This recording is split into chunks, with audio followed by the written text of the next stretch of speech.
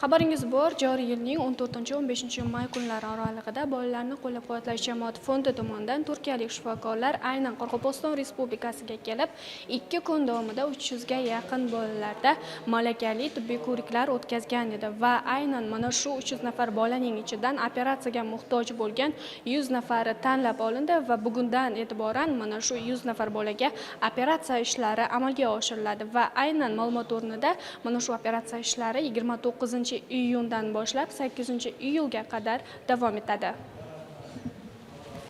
Nukus shahridagi bolalar milliy tibbiyot markazi Orolbo'yi klinikasida o'tkazilgan xayriya aksiyasi doirasida chuqurlashtirilgan tibbiy ko'riklar natijasida jarrohlik amaliyotiga muhtoj deb topilgan 100 nafar bemor bolada operatsiya qilish ishlari boshlandi. Ularning 80 nafarida plastik jarrohlik, 20 nafarida esa umumiy jarrohlik amaliyotlari o'tkazilishi rejalashtirilgan. Barcha operatsiyalar Turkiyadan tashrif buyurgan malakali mutaxassislar va mahalliy shifokorlar hamkorligida amalga oshirilmoqda.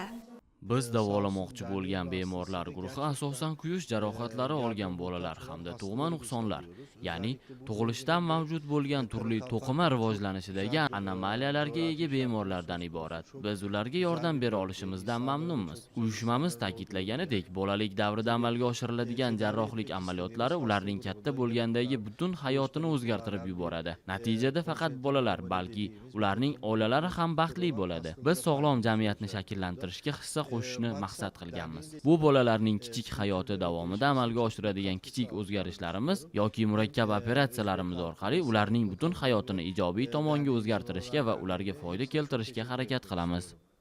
E'tiborlisi, mazkur xayriya aksiyasi doirasidagi barcha tibbiy xizmatlar, jarrohlik amaliyotlari, dori-darmonlar hamda davolash jarayoni bilan bog'liq xarajatlar bolalarni qo'llab-quvvatlash jamoat fondi tomonidan to'liq qoplanmoqda. Bu esa og'ir xastalikka chalingan farzandlarni davolatish imkoniyati cheklangan oilalar uchun katta ko'mak bo'lyapti. Qizim Qurbonbayeva Sevara. Bu 2 yosh 9 oyында kichkintoy kezінде kuyib qolib edi. Mayda kelib ko'rikdan o'tib ketdik. So 1 oydan keyin operatsiya жасаймыз deb isteb edi. Turkiyalik vrachlar bepul ishleyapti. Rahmet, quvonib atirmiz. Soncha yerdan kelib bizlarga aytıyor, jardam berib atir. Prezidentimizga rahmet, ming alg'is aytamiz.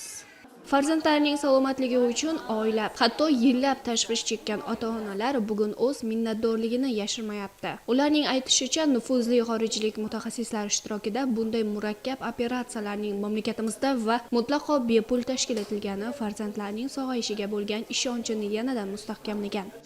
Nega balam tug'ma qo'linda shu plastik operatsiyaga muhtoj buni oldindan biz shifokorlarga ko'rsatdik, shu plastik operatsiya bo'ladi dedi. Shu vaqtgacha imkonimiz bo'lmadi operatsiya qildirishga. Niki 2026-yil 15-may kuni niki Turkiyadan vrachlarimiz keldi, keldim, balamni ko'rsatdim. Shu vaqtda ko'rib, yaxshi bu natijalar bo'ladi dedi. O'zimiz chaqirtamiz dedim. Niki bugun chaqirtirdi. Operatsiya hozir ishlatacakmiz. Miniki shunday sharoit yaratib bergan eng birinchi prezidentimizga rahmet aytamiz. Bu yerga kelgan vaqtda miniki shifokorlarimiz o'zlari yaxshi kutib oldi. Sharoitlari juda yaxshi. Miniki jatirmiz. Hammasine rahmet aytamiz. Жасым 13-те. Bugun men operatsiya olacakman. Men shu vrachlarga ishonaman, bugun operatsiya yaxshi o'tugini. Demak, bunday ezgu tashabbus nafaqat bemor bolalarning sog'lig'ini tiklash, balki ijtimoiy himoyaga muhtoj oilalarni har tomonlama qo'llab-quvvatlash, inson qadri uchun tamoyilining amaldagi yorqin ifodasi bo'lib xizmat qiladi.